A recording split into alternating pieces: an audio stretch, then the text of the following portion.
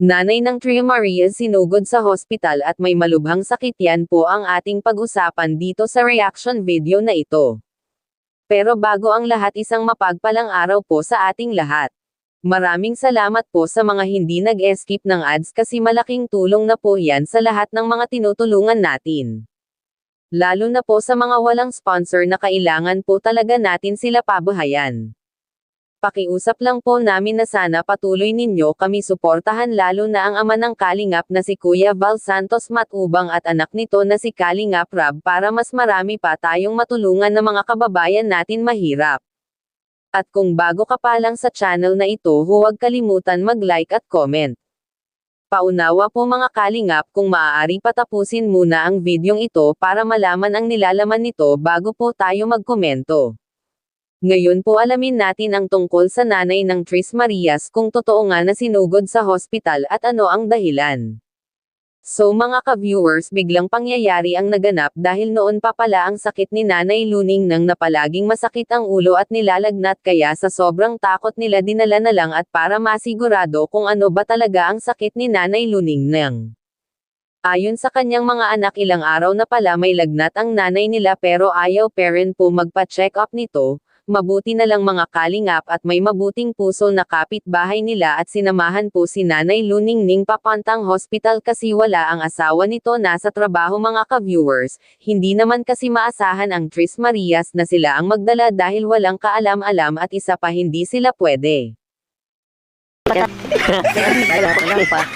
Ako walang sirumi dun sa may Chris Kaya, oo, namiss ko to eh. Kaya soliding kami wala ngayon. Ako na sa inyo naman yun. Oo nga eh, sa'yo nila Kapatid kami. maghanap ng mga pogi. Pagka wala ka. tayo eh. Pero ang tanong, lumipat na kaya sila o hindi? Ano sa tingin niyo? Hindi pa sa akin. Ano hula niyo? Yung mga gamit siguro nakakot sa nila, yung tiba nila. Tingin ko di pa. Feeling ko sila gagawin, hindi tayo nagano eh. Oo. Nagsasabi. Pero layo, wala silang service. Yun, wala Kaya nga ngayon. Tayo mismo yung tutulong sila. Oo. Para makalipat na sila. Tag-ulan na, puro bagyo-baga. Tulungan na natin yan. Sukutin natin yung bahay natin. Hindi nila sila tabi. Ano? Teacher's Day. Happy Teacher's Day. Pero may pasok. Grabe.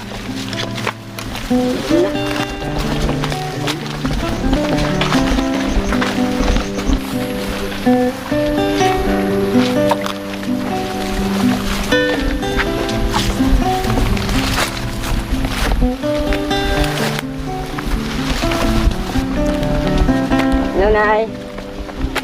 Hello. Nay, dyan ka, Nay. Diyan ka, Nay. Ano ka silad? Ayun. Saan po kayo, Nay? Ito naman po. Yun, Nay. Ano sila? Nagpasok? So, kala ko lumit na kayo. Bakit po? Ayan. Sabi ko na tama yung hula ako na hindi sila, ano.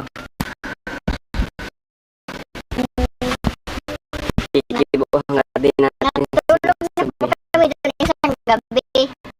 Ay siya. Ano po. Kaso po hindi po sila